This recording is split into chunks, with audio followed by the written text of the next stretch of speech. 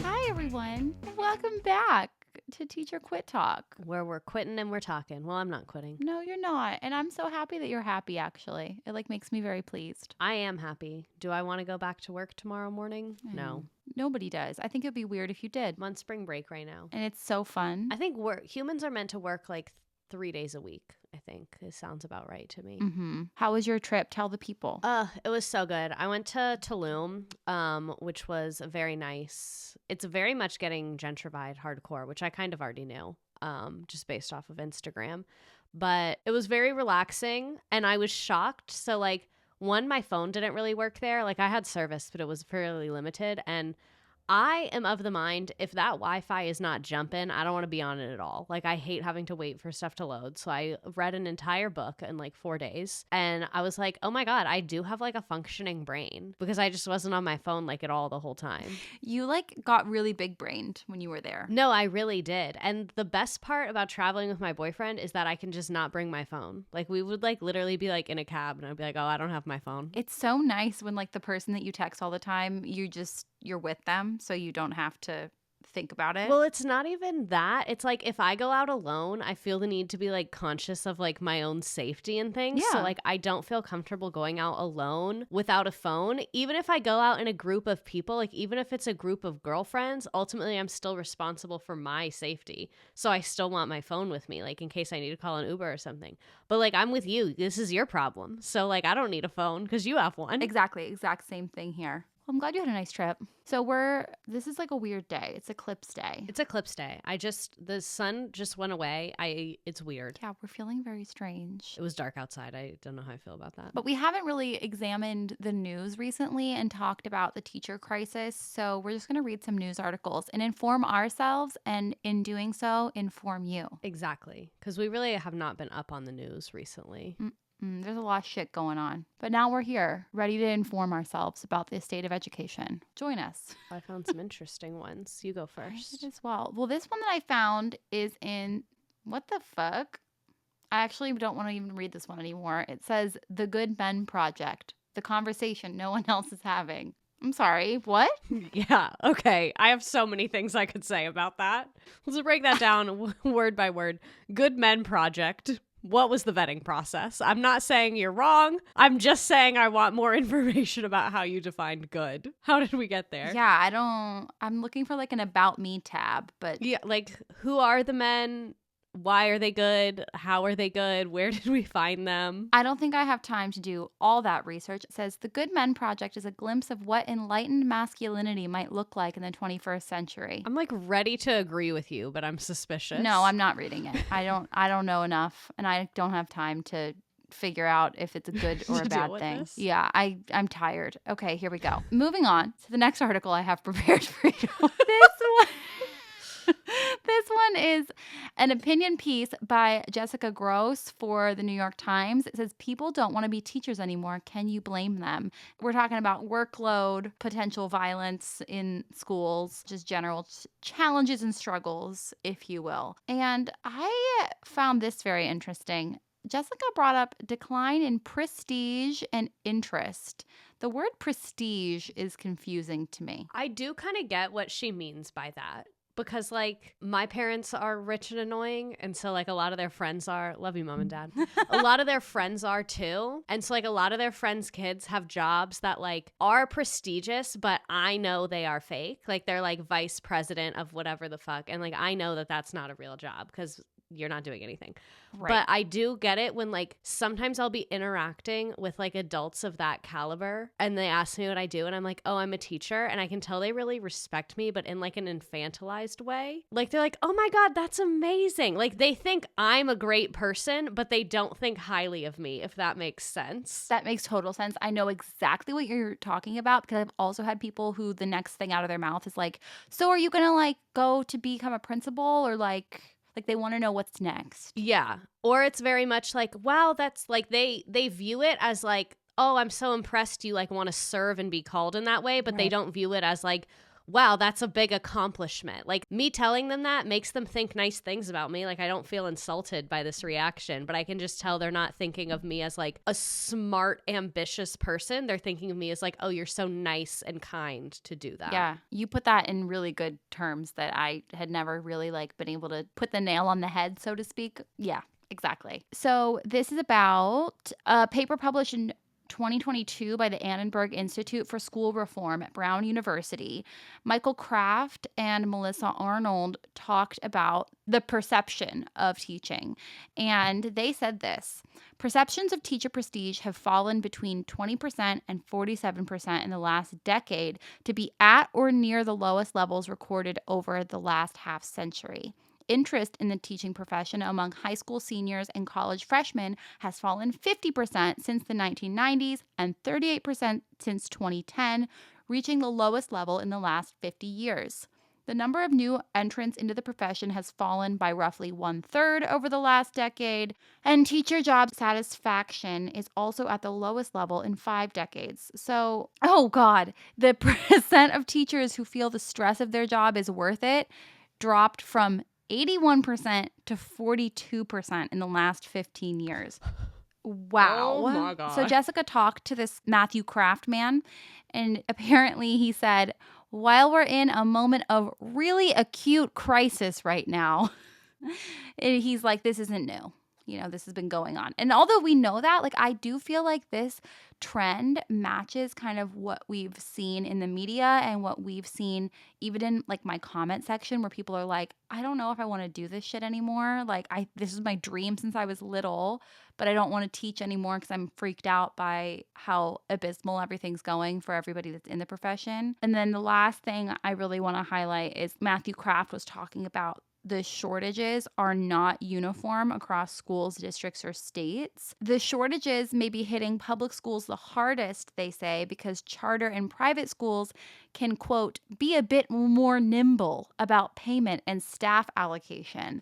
I found one as well. This is from, I'm sure I'm going to butcher this, the Heitchinger report. They're covering innovation and inequality in education. It looks like just like a small news outlet from what I see. And this is from April 8th, 2024. So that's today. Proof points: when schools experimented with $10,000 pay hikes for teachers in hard to staff areas, the results were surprising. Shocking. People like money. So, this is an interesting thing that they talk about in this. Like when they were doing their research for this study, it's shocking how each subject area is so different. Like this says in math, there were like way higher needs than in physical education or social studies. So that's like not surprising that the things that are more heavily tested and more like aggressively pushed, people want to do less. Yeah. Oh, this is interesting. Maybe I was wrong. Maybe people don't like money. So I'm just going to read through this and we can cut anything boring. So some school systems have been experimenting with targeted financial incentives. Separate groups of researchers studied what happened in Hawaii and in Dallas, Texas, when teachers were offered significant pay hikes ranging from $6,000 to $8,000 a year to take hard-to-fill jobs. In Hawaii, special education vacancies continued to grow, while financial incentives to work with children with disabilities unintentionally aggravated shortages in general education classrooms. So I guess so many people were leaving wanting to get the pay hike. There was a shortage in another area because I guess their hope was to recruit people who weren't teachers, but I think the current teachers were like, you're paying how much? Let me add on to my certification. Oh, for sure. I would. In Dallas, the incentives lured excellent teachers to high poverty schools. Student performance subsequently skyrocketed so much that the schools no longer qualified for the teacher bump in pay. So then all the teachers left and the student test scores fell back down again. What? Give them the money and let them keep it. Like, why are we overcomplicating it so much? Give everyone the money. Oh my God. Literally, this so fucking directly proves that if you pay teachers more, the situation will improve. And then you correctly proved again that when you take it away, the situation gets worse again. It's almost like you need permanent pay restructure It's almost like that. So, do you have more on this article? Because there's another thing that people are doing that's shitty that's kind of similar. There's a little more here, but it like gets into super specific numbers. I don't know if we want to get into that. No, well, let's not get into it because it's like the aggregated fucking, it's like very data-y. Okay. That was kind of the... Not on Eclipse Day. Not on an eclipse day, exactly. But what they proved is that when you provide it in one area, people will go to work in that area. And then if you only do it for low performing schools, you kind of need to keep paying them or else that problem's going to come back. They really shot themselves in the fucking foot. The amount of times that like these, like some of these studies are done by like very intense places that I'm sure get lots of money. And the way that we just talk about it on our podcast and came to the same conclusion after talking to like 4 people. I know. Like I could have know. saved you time. It's like, I understand that you want to scientifically prove this shit, but like, we know, we're aware. Okay, so I feel like there's like this systemic brokenness in the system that's like really frustrating. As we know, we've talked about this a billion fucking times. So in Missouri, get this, educators who resign before the end of the school year may be fined $500 to $10,000 and will not be allowed to work until their contract expires. And they're saying other states are following suit. Wait, won't be allowed to work like in another school, or like somehow they get like doxxed by the Department of Labor and like Chili's can't hire them? That's a great question. The first thing they hit you with is a breach of contract fine. And those fines are set at the district level, and that's where you get the $500 to $10,000 range. That's quite the range. The Missouri State Teachers Association, there's a Kyle Farmer who is like, it does not cost $10,000 to replace a teacher. Because I guess that's like what they're deciding the fine based on, like how much money it takes to replace a teacher in the classroom. Oh, like the recruitment and the HR and like, yeah. Yes. So the educator's license is suspended, and that makes it so that they can't get a teaching job elsewhere. Not like a Chili's job, I guess. But I thought for a second that maybe it would be. I don't know. It's just really, I can't imagine forcing a teacher to stay at a job that they no longer want. Like, how is that good for literally anybody? Students, staff, the teacher? Like if I was a parent, I would probably, like if my child's teacher like desperately wanted to leave, I kind of don't want you here. Like no offense, but No, 100%. maybe not. No, and the things that they're like the different teacher reasons that they're citing, it says one resigned because of like a family emergency, one quit because shitty pay, and one quit because she felt unsafe at her school, and they are now getting fined. And it says that a 1-year license suspension appears to be the standard practice in many states, including Arizona, California, Mississippi, South Carolina, and Vermont. I have not heard of this in California, but I don't know. Like, I feel like it varies everywhere for everything. Idaho, Nevada, and North Dakota can even completely revoke the teacher's license. Like, just fuck you forever. That's crazy, especially when you think about like, because I know like on the outside level, it seems like, oh, if they left in the middle of the year, they didn't like fulfill their duty, why would we want to rehire them? They might do that again. Like, I think I kind of like, if you're looking at it from that perspective, I guess I can see how this decision gets made. But when you think about it as like, at the end of the day, teachers are employees. So things happen at school that happen in all other industries. Like you have sexual harassment at school from superiors. You have like bad HR situations, bad intimidation situations. And like I've been in like the diet version of some of like the intimidation and like hostile work environment situation. So I can't imagine being like legally bound to stay there. Like when you think about it from an HR perspective, there's no way a company would have that HR procedure or protocol. Just no organization would do that. Yeah, and it says that like it's horrible for optics, because if you hear that you're basically forced to stay, it's like, oh, why is everything so bad at that school that they're holding you hostage? It's very spooky. I have another one. Tell me. This is from Vermont Public. Vermont's post-pandemic teacher shortage has gotten worse. This is from April 2nd, 2024. Vermont has 10% fewer educators than it did before the pandemic. That's the worst mark in the country, I think, except for Alaska.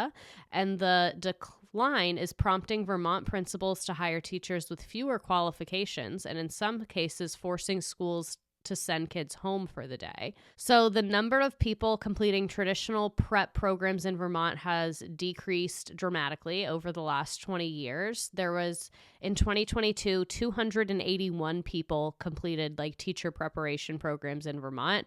In 2000, it was 522. Oh. So that's like, what, about half? Yeah. And meanwhile, the number of provisional and emergency teaching licenses has doubled since 2017. And the emergency teaching license as a beneficiary twice now. They're using that word emergency pretty strongly. They really are just, they're like, it's an emergency and you want to teach? Here's the license. They're making it easier and easier to get that emergency credential, at least here in California. Which I have mixed feelings about. Like on one hand, I think like we should be recruiting from outside of education, but then on the other hand, I think like it's not good to put people in when they're unprepared. So like, I don't know. I see both sides of that argument. Well, yeah, because it's like a lot of times they're being thrown in with no support additionally. So it's like not only are they recruited from elsewhere, but they're not supported through training or onboarding or anything, because as we've discussed, that doesn't fucking exist in teaching most of the time.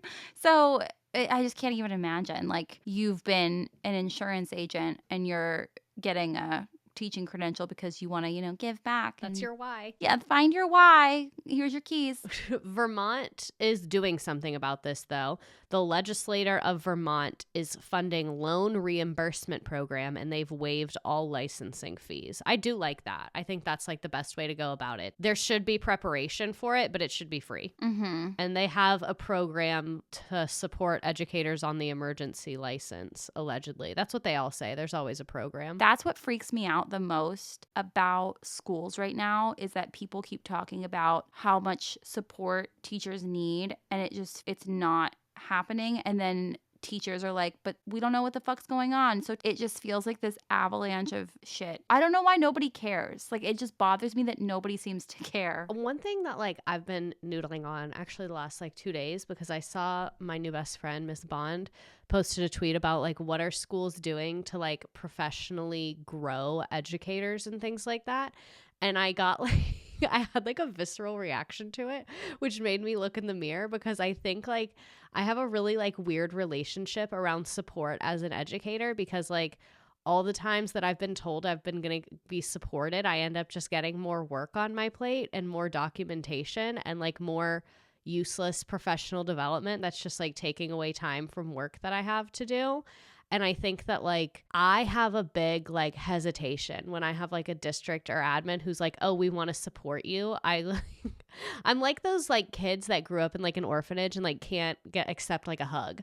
Like I'm like, no, I'm okay. Please leave me alone. I don't want that. Because what I have had happen, like when I was a new teacher and I desperately needed support, they were like, oh, to support you, we're going to send you to this PD. But the PD was showing stuff that wasn't my content area. Then I had to write about what I learned there. And I felt like it was the support I've been given is just like more and more things on my plate. And so I'm like so hesitant to accept support. So I think when teachers are asking for support, that gets misconstrued a lot. And what we're actually asking for is for you to just do some of the things on our plate. Like, I really want someone from the government to come in my room and be like, I am your servant. What do you want me to do? Right. That's the support I would like. It's like when you're postpartum and people come to your house to hold the baby and you're like, no, what I actually need you to do is come over and do the dishes. Yes. No, it's actually, I don't want to say it's worse than that because I've never experienced that, but I feel like it's when someone comes over postpartum and brings like 30 outfits for your child and is like, put them all on right now so I can see. Oh, No, you're so right. Or it's like, for me, sometimes the support that I would receive in the classroom would feel like I was being like put on the spot or criticized. It felt punitive. Like if somebody came into my house, it was like, the baby just threw scissors at the wall and left a hole. What did you do to provoke that? Yeah, I think that's a lot of times is like when you ask for support, you end up just receiving feedback and criticism. And like, no, I know it's pretty fucked up in here. That's why I'm asking for help. I didn't ask you for advice. Yeah, that was definitely part of my experience. So I learned how to like just shut my door and teach and not ask for shit. Anyways, one department that's supposed to help us is the Department of Education. Boo. I know. Boo. I know. And I did not realize we're past the debates now, but the Republican candidates all want to get rid of the Department of Education. I had no idea. No, that very much is a thing. And I like, I hate when sometimes I end up being a little Republican. I don't want to get rid of it. I just want to fire every single person there and completely restructure it from the ground up. But like, we can definitely probably still use the building. We don't have to change the sign or anything. Just fire literally everyone. Well, what bothers me is that, like, I feel like politicians don't say shit about education for 4 years, and then it's a bargaining chip at the very end. Like, oh, we're going Yeah. to do this for teachers. We're going to do this for schools. And it's like, but you don't. You never do. Like, you're lying. Yeah, it just really feels like cheap, like they're appealing to, I guess that's a lot of what politicians do, but whatever it is that you're running on for teachers, do it, but you never do. And it's like absentee father vibes, you know? Yeah. So Education Next is like talking about this, and they said that Republicans have been calling for the abolition for a long time, but not really the reasons that you and I want to dismantle the education system. It's like, I know we're kind of saying the same thing, but we could not mean it more differently. I can't stress enough how differently Reagan was involved. So it does really feel like a battleground for public favor rather than like actually thinking about policy change. That's not the support we need. We need you to restructure how taxes are distributed and funding is given to schools and teachers. But whatever. I'll just go fuck myself, I guess. I'll just go lay down in the street. Don't even worry about me. Don't you worry about I'm me. doing awesome. Thanks for asking. Do you have another one? I do. This one, we didn't read this one, but we read something very similar to it about the international recruiting. This one's in Minnesota. The last one we talked about was in Texas, right? It was in Texas. It was. So Minnesota has hopped on the train from Fridley to Red Lake to Wilmar. I think those are districts in Minnesota. They are hiring educators mostly from the Philippines. Can I just say the U.S. is built on the Philippines? Like, that becomes true time and time again. Like, so many American business people right now, their virtual assistants are from the Philippines. So many of our healthcare workers are from the Philippines. We've exploited so many natural resources from the Philippines. Like, we really, I saw a meme about that the other day where apparently, I'm probably butchering this. I don't know if this is right, but those stores where you can just walk in and take shit and it like knows, like you log in when you walk in and it knows what you take. And they've been saying it was AI, but apparently it's actually been like teleworkers in like some other countries just Shut the reviewing fuck the up. footage and like manually doing it. And I saw this meme and it was like, we have developed cutting edge AI technology. And then the other thing was like, is it actually just exploitation in the Philippines? And then they were like, yeah, it's actually just exploitation in the Philippines. And it said like the US every 50 years because like we did the same thing so many times. Oh my God. Wait. Here, look it up while I read about these Yeah. Filipino teachers in Minnesota. So Superintendent Brenda Lewis last fall turned to international recruiting. This was done in her previous district in North Dakota, where crippling teacher shortages has made headlines over the past couple years. They hired about 20 educators from the Philippines, and she said international talent may not work for every district, but it's been a game changer for us. Being fully staffed helps everyone. You can't imagine the difference that it makes. They're hired on an H-1B visa, which allows U.S. employers to hire foreign workers in specialty occupations, and they can stay for up to 6 years. And the district can also help the teachers get their green card. And then they talk about the robbing jobs, but it's not actually robbing jobs because no one wants to work here, blah, blah, blah. So apparently a lot of parents and students are into this because they get to learn about other cultures, and the teachers are eager to share their culture with the students. Like I said, the majority of the students in that district are students of color, but apparently the majority of the teachers had been white. So this is also a way for them to have more diverse staff. And I've always said, I think no matter what your student population looks like, your teaching staff should be diverse because kids learn from people who have had different experiences from them. So the last year they hired 5 elementary teachers on exchange visas, and the new teachers lived together in a 5-bedroom house, and the school staff helped furnish it with donations. There it is. There it is. I knew you were not giving these people a livable wage for them to be living on their own in the U.S. like the adults that they are. Oh my I knew God. you had them shacked up. I knew it. So this is Kat Kuza. She said, my coworkers are really helpful and accommodating. She's a kindergarten teacher. She said her colleagues were quick to help her out when she fell sick or needed ideas on classroom management. She recently brought her family to the U.S. and started working as a paraprofessional. Okay, so it looks like the first time they did it with all 5 of them living together, they didn't really say what happened to the next of them. This other one says that a lot of them live near each other, but it doesn't say if they like hooked them up with the housing or they procured it on their own. I don't really know what that situation is, but I have very mixed feelings about that. Like they said, like when you have a staff shortage, I think this is a good solution and I think it's kind of a win-win.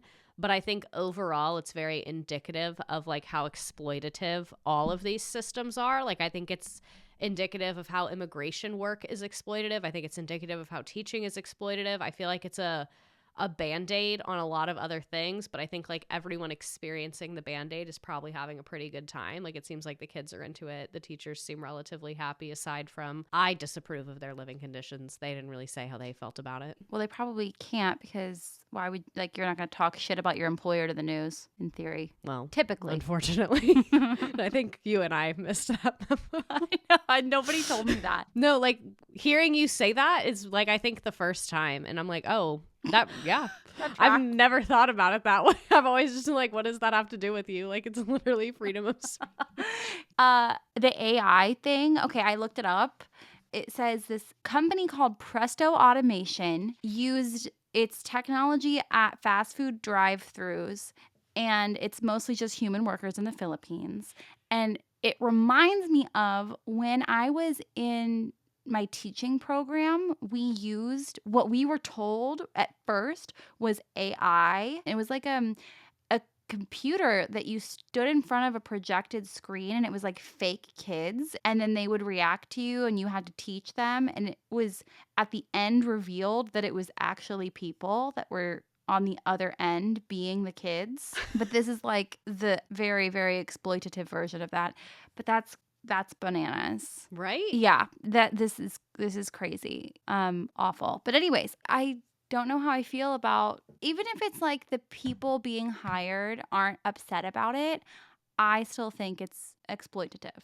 Yeah, I feel the same way. As I think I talked about it either on here or on stream or somewhere, that when I worked at that hotel, we hired employees on the J1 visa, and like some were we did it a couple different summers, so like some were from like India, the Philippines, a couple guys were from Mexico. It was like from a fair amount of different countries, and I felt the same way. Like everyone that I worked with, they seemed like happy to be a part of the program, especially like for them it was kind of giving study abroad vibes, because a lot of them were in college and they were hospitality majors, so it was kind of like, oh cool, unique experience. But looking at it like from the company's perspective, I was like, them hiring all of you enabled them to like not have to spend the HR money to like hire local people, but also like none of you all are going to be eligible for health insurance benefits. Like they were all on the same pay rate, so like people would be doing the same job as me but would be getting paid a lot less than me. But they also like rotated their jobs, so it made sense that they were on a specific rate, because they would like do a job for 2 weeks, then try a new one, then try a new one. So like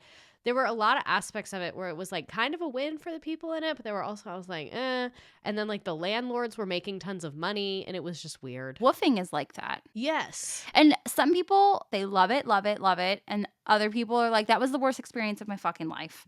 I hate to be so cynical. Some of my family is really into woofing. Yeah? Yeah. I'm not like built for that. Like I wish that I was the type of person that could be like, let me go like work on this farm in Spain. But like I need my nugget ice maker, and like it needs to be 68 degrees while I'm sleeping. Exactly same here. Like I went abroad, and the director of our theater program is friends with this guy that has kind of like a bed and breakfast in Scotland.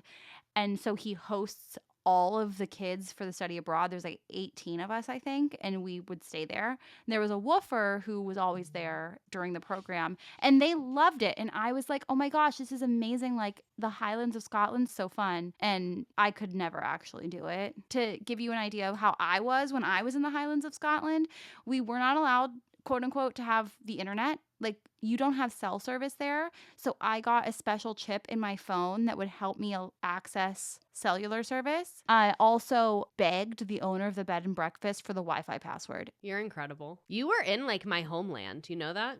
Really? You're Scottish? Yeah, I've never been there. My parents have. They didn't take me, those little fuckers. I love Scotland. Yeah. It's very special there. So my parents went and they were like tried to track down our genealogy or whatever. Because there's like a castle with our name, and they're like, oh my God, maybe we're important. And no, we're not. They tracked it down, and we were not the people in the castle. We were the people on the land that assumed the name because they were the owning of the land. So we were the little peasants on the land. I want to go. They won't let me sleep in it. I emailed. Oh, you did? So moving on to Business Insider, my favorite insider for business. This is the headline. It's from like 2 weeks ago. Schools are facing a dire teacher shortage. Less competitive pay for Gen Z and young millennials could make it worse. No shit, honey. So this is based on a conversation with the ADP chief economist, Neela Richardson, and their principal data scientist, Jeff.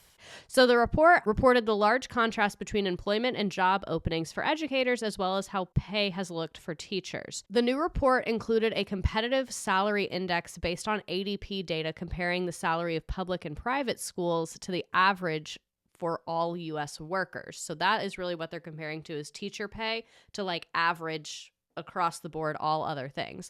This ratio has notably declined since 2018 for those in their early 20s, which is a potential problem for Gen Zers looking into step into education. Despite that relative decline, teachers are making more than they did before the pandemic. Other jobs just have become much more lucrative. So even though teachers have gotten a raise, everything else has gone up much more dramatically. So it's like still not that great. So average teacher pay in January 2018 was $42,971,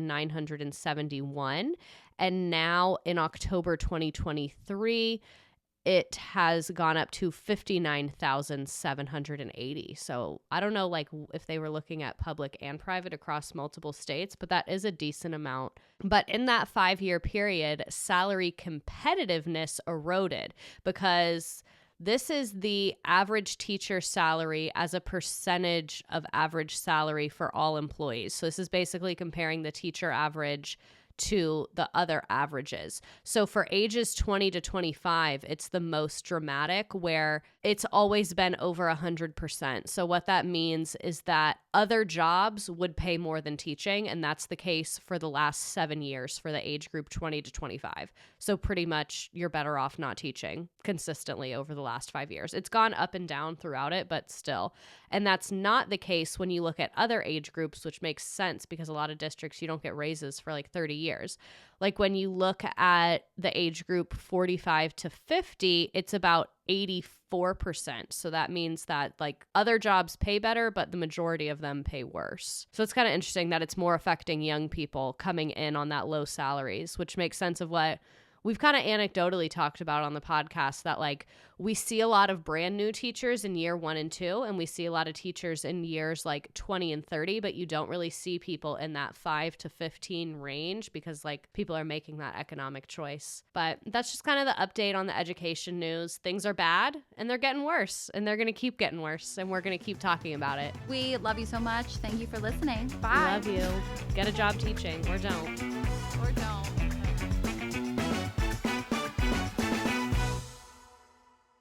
Just as a disclaimer, because I am someone who is actively teaching, everything on this podcast is my personal opinion and does not reflect my district, my state, my employer, my students, or my admin. Everything on this podcast was recorded on personal time, on personal equipment, and is a completely separate endeavor from my school district.